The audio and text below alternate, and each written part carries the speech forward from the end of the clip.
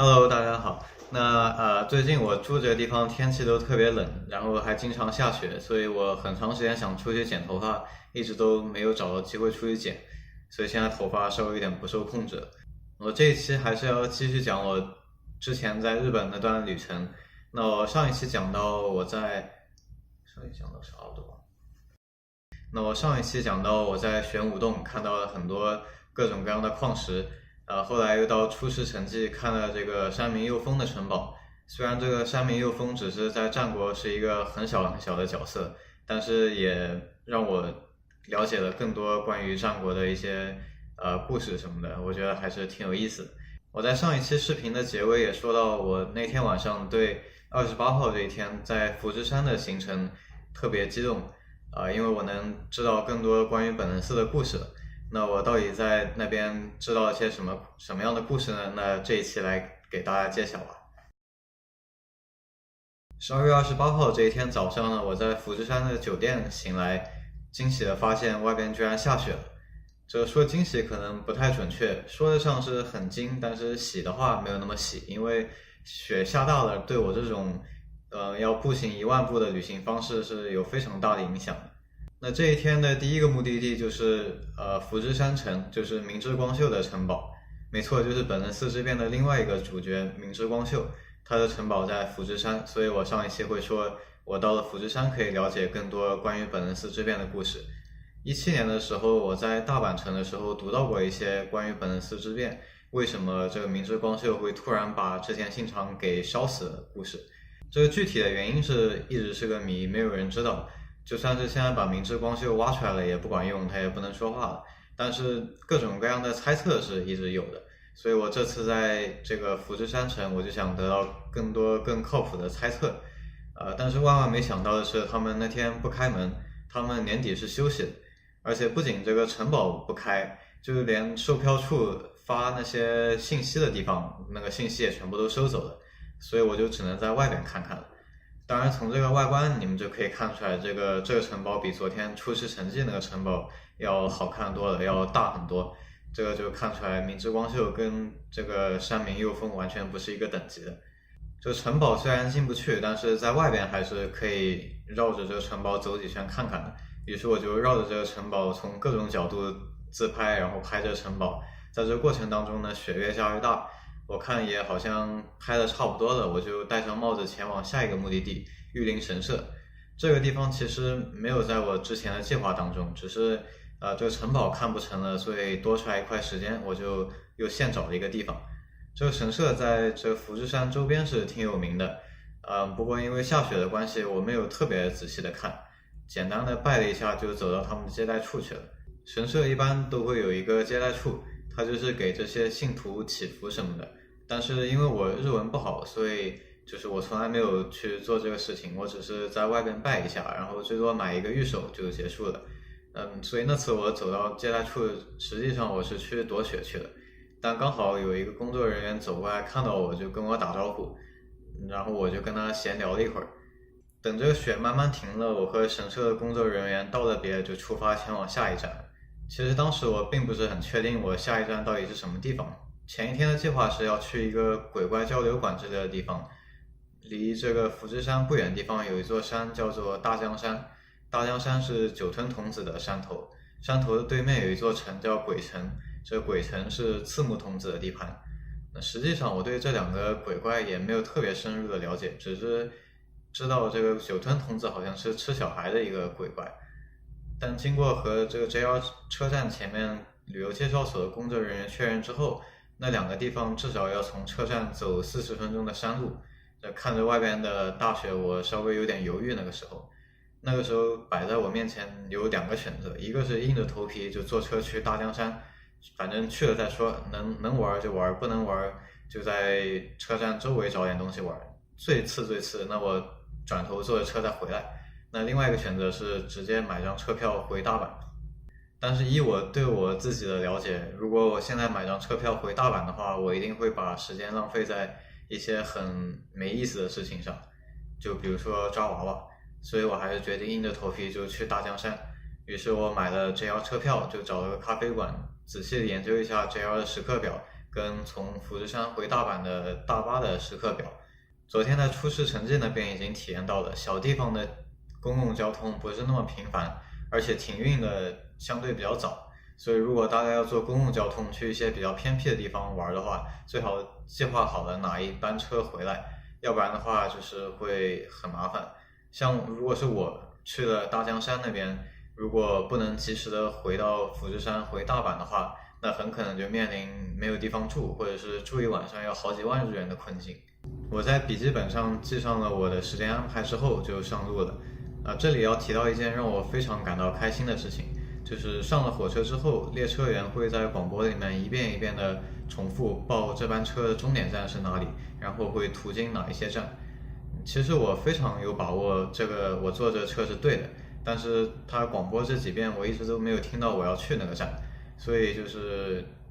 一方面是确认一下，一方面也顺带着练练日文，我就叫住这个列车员，问他这个车去不去大江山口内宫，我就要去一个名字这么长的地方碰巧，然后他说去。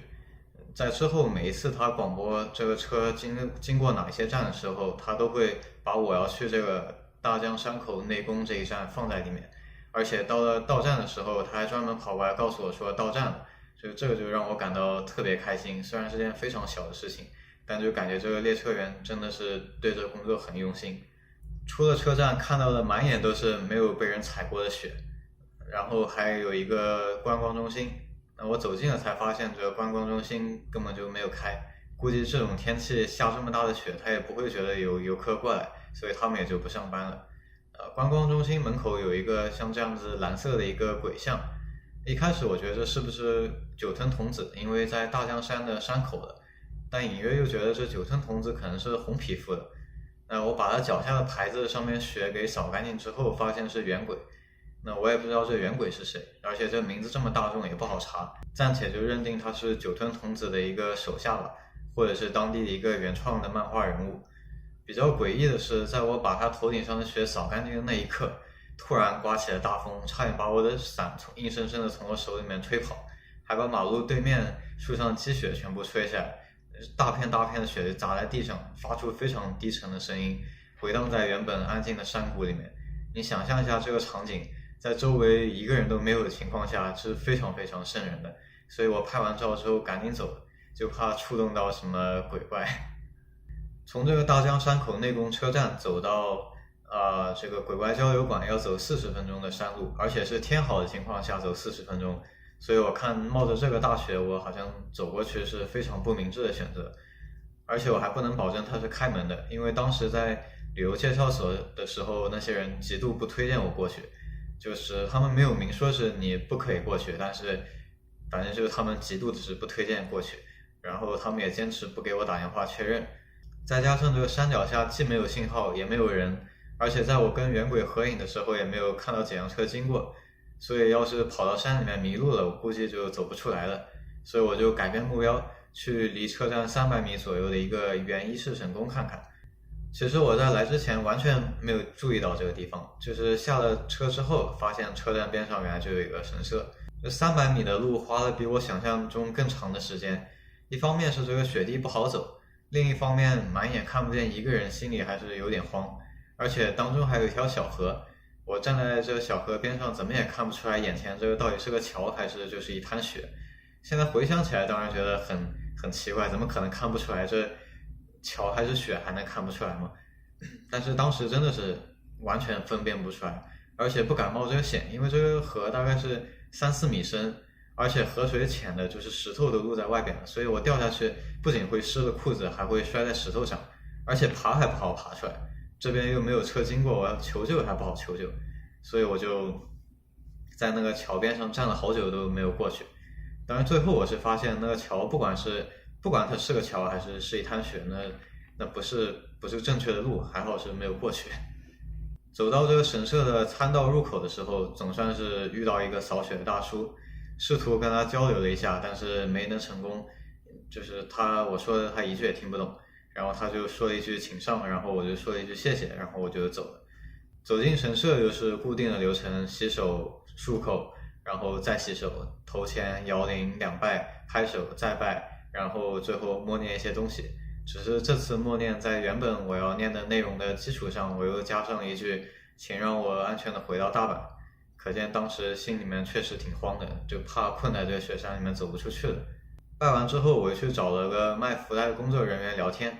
那因为当时就我一个人在那拜嘛，所以那个工作人员也挺清闲的，所以他就有空跟我慢慢的交流。那我就问他，因为这次我要去最重要的一个目的地是伊势的那个伊势神社，然后这个地方叫原伊势神社，所以我就想问他这里跟伊势那个是不是同一个神社。然后他告诉我，这个伊势神社它是一步一步从它最开始的地方移动到那个地方的，所以这一路上面有很多很多原伊势神社。我去之前就知道说是这个伊势神社是一个比较特别的神社，它每20年会推倒重新建一次。我一开始以为是推倒的原地重建，没想到是从一个很远的地方就是废除了一个，然后在一个新的地方重新建一个。当然这个做法也比较合理一些，像如果是原地推倒的呢，就会出现这个有很长一段时间日本没有伊势神社的情况，而且造伊势神社不是1天2天的事情。后来得知造伊势神社从上山砍树到完工需要8年的时间，所以日本不可能是每20年会有8年没有伊势神社，这不太可能。那这张图是我少有的在神社门口拍的照片。那虽然我不是个神道的信徒，但是对这些宗教建筑都比较尊敬吧，算是。所以我一般是不会在神社啊、庙啊或者是教堂附近拍照。所以如果你们期待着我拍很多神社里面的照片的话，可能要失望了，因为我确实没有拍很多，我只会就是以说话的形式介绍一下一些神社。拜完了神社之后，我便回到了车站，因为我觉得这个车站周围就这一个神社是比较安全的距离，再往远处走我怕真的走丢了。那距离我计划的回程的时间其实还有一会儿，于是我就坐在这个车站的小房间里面等了40分钟。那不出所料，这40分钟我一个人都没有看见。当时看着轨道里面的雪跟站台上的雪，再加上从神社出来的时候有一个日本老人坚持要告诉我些什么，结果他说了3遍我就听懂了大江2个字。我所在这个车站又叫大江山口内宫，所以我一度怀疑他是不是要告诉我这个火车停运了。站在这个站台上面，我一会儿自拍几张，一会儿往电线上面扔雪球。如果雪球扔中电线的话，可以把一整排雪都砸下来，特别有意思。我觉得虽然是挺小儿科这个事儿，总算是反正是熬过了40分钟。这个理论上我要那班列车跟反方向的列车应该是同时到的，但是当时反方向那班列车先到了。那反方向的车是开往京的，就是另外一个城市。那虽然它没有开往，应该是没有开往大阪的车，但是至少比这个雪山里面好，至少是能找到个住的地方，能暖和暖和吧。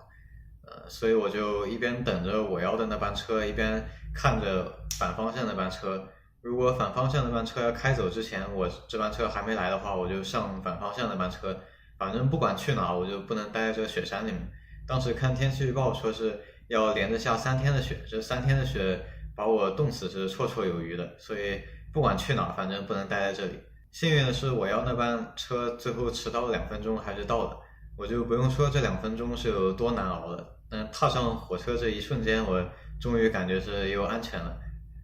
回到富士山，我简单的吃了顿烤肉自助，就坐上回大阪的大巴。行程的第一个小高潮算是圆满的结束了，在大阪稍作休息，娱乐个2天，然后再开始第2个高潮。回到大阪又住进了胶囊酒店。那大城市还是有大城市的好处的。